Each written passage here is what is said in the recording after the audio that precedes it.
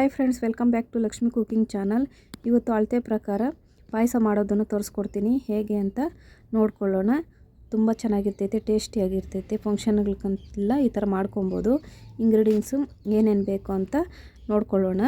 ಅರ್ಧ ಕಪ್ಪು ಸಕ್ಕರೆ, 1 ಕಪ್ಪು ಶಾವಿಗೆ, ಗೋಡಂಬಿ 1 8, ಕುಂಬಳಕಾಯಿ ಬೀಜ 1 ಟೇಬಲ್ ಸ್ಪೂನು, ಪಿಸ್ತಾ 1 ಟೇಬಲ್ ಸ್ಪೂನು, ಬಾದಾಮಿ 10 ಪೀಸು, ದ್ರಾಕ್ಷಿ 10 ಪೀಸು, ಏಲಕ್ಕಿ ಪೌಡ್ರು, ತುಪ್ಪ, 1 ಲೀಟ್ರ್ ಹಾಲು. ಇಷ್ಟು ಗಟ್ಟಿ ಹಾಲು ತೊಗೊಂಡಿದ್ದೀನಿ.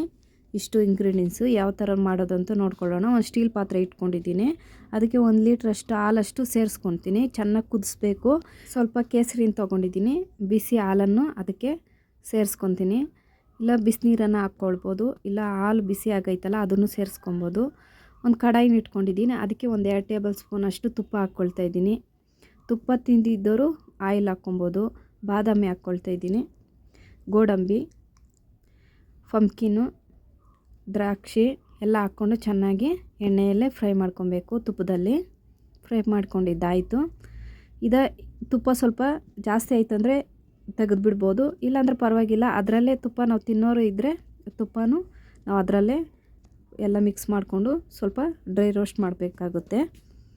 ಸ್ವಲ್ಪ ಅದು ಚೇಂಜ್ ಆಗ್ತೈತೆ ಕಲರು, ಆವಾಗವರೆಗೂ ನಾವು ಎಣ್ಣೆಯಲ್ಲೇ ಫ್ರೈ ಮಾಡ್ಕೋಬೇಕಾಗುತ್ತೆ.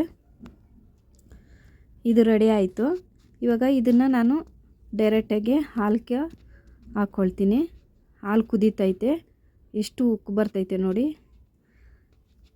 ಇವಾಗ ಹಾಲ್ಗೆ ಅದನ್ನು ಎಲ್ಲ ಸೇರಿಸ್ತೀನಿ. ಉರಿ ಕಡಿಮೆ ಇಟ್ಕೊಂಡು ನಾವು ಮಾಡ್ಕೋಬೇಕಾಗುತ್ತೆ. ಸಕ್ಕರೆ ಹಾಕ್ಕೊಳ್ತೀನಿ. ಎಲ್ಲ ಡ್ರೈ ಫ್ರೂಟ್ಸ್ ಎಲ್ಲ ಹಾಕ್ಕೊಳ್ತಾ ಇದ್ದೀನಿ.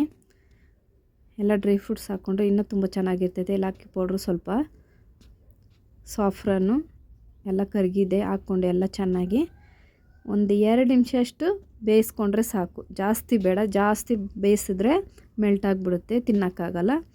ಅದಕ್ಕೋಸ್ಕರ 1 2 ನಿಮಿಷ ಅಷ್ಟು ಬೇಯಿಸ್ಕೊಬೇಕು. ಬೇಯಿಸ್ಕೊಂಡು ನಾವು ಇಳಿಸ್ಕೊಂಡ್ಬಿಡ್ಬೇಕು. ಜಾಸ್ತಿ ಹೊತ್ತು ನಾವು ಬೇಯಿಸ್ಕೊಂಡ್ರೆ ಅದೆಲ್ಲನೂ ಶಾವಿಗೆ ಎಲ್ಲನೂ ಮೆಲ್ಟ್ ಆಗಿಬಿಡ್ತೈತೆ, ತಿನ್ನೋಕ್ಕಾಗಲ್ಲ, ಗಟ್ಟಿ ಆಗಿಬಿಡುತ್ತೆ. ತುಂಬ ಚೆನ್ನಾಗಿ ಬಂದಿದೆ. ಪರ್ಫೆಕ್ಟಾಗಿ ಅಳತೆ ಪ್ರಕಾರ ಶಾವಿಗೆ ಪಾಯಸ ಮಾಡೋದನ್ನು ತೋರಿಸ್ಕೊಟ್ಟಿದ್ದೀನಿ. ಈ ವಿಡಿಯೋ ಇಷ್ಟ ಆದರೆ ಲೈಕ್ ಮಾಡಿ, ಕಾಮೆಂಟ್ ಮಾಡಿ, ಶೇರ್ ಮಾಡಿ, ಸಪೋರ್ಟ್ ಮಾಡಿ. Thank you for watching friends.